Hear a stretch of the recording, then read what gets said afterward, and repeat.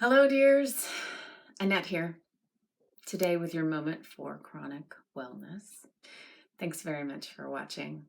Today's question: what is the silver lining of your chronic illness?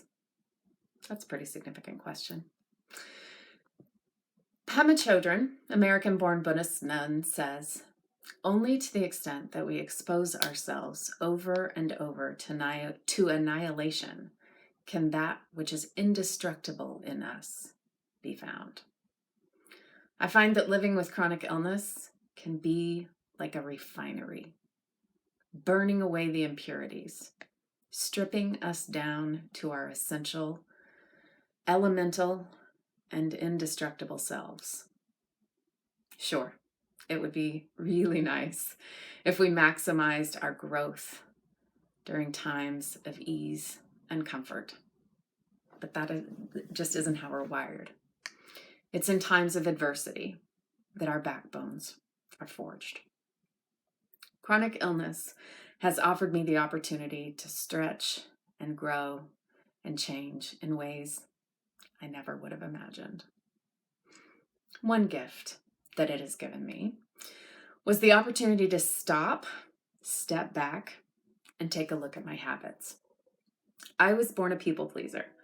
I built my life around giving to and serving other people, caring most about others' opinions of me, and never really stopping to think about my needs or the toll that things took on me or that those habits took on me. I didn't know how to say no, and illness forced me to learn how to change that dynamic, to learn how to see that dynamic.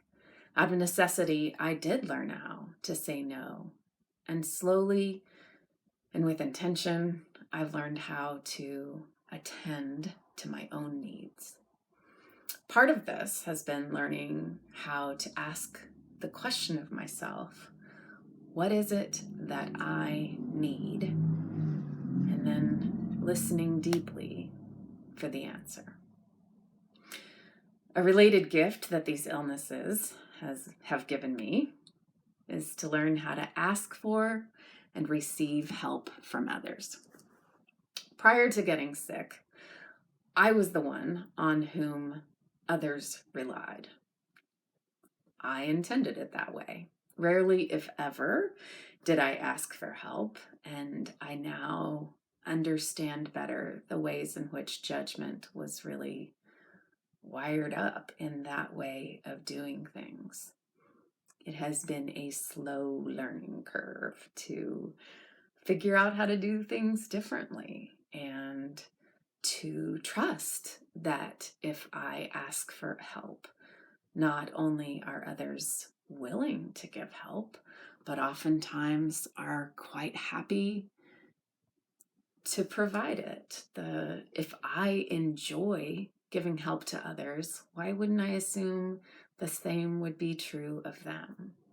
So learning how to ask for and receive help has been a big part of the gift of chronic illness.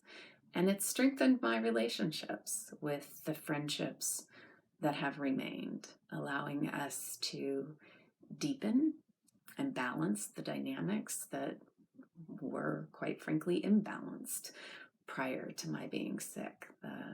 There were some pretty one-sided habits there. The most significant silver lining that I can identify that has come through these illnesses, have been a deep love and friendship that I have cultivated with myself. I grew up with that worthiness wound that so many of us suffer from, the one that says that love has to be earned and that somehow I wasn't enough. And in being stripped of so many of my identities, by having to stop working, having to drop out of the ways that I was used to participating, I've had to reckon with who I was at my core. And if I wasn't a human doing, what was my value as a human being? Through this journey, I have experienced a transformation and understand that I am not this illness. I am this wholeness. that I am worthy, that I am enough, that I do not have to justify my existence. What matters most is not what I do, but who I am. That whether or not I am healthy, I am well because it is well with my soul. It isn't every day that I can feel connected to Chodron's quote and feel that I am becoming indestructible. But some days I do not feel completely destroyed. And more days than not, I'm able to look to find the indestructible or the invincible in me. Each time I go through a hardship, a relapse, a new diagnosis, I once again return to the surest, truest, strongest part of me.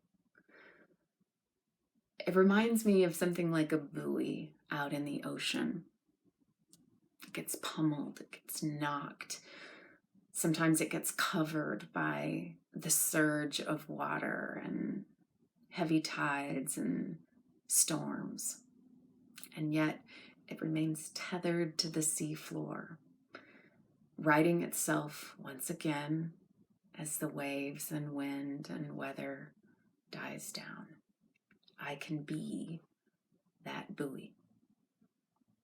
Have you identified the silver linings in your illness? Have you found the gifts?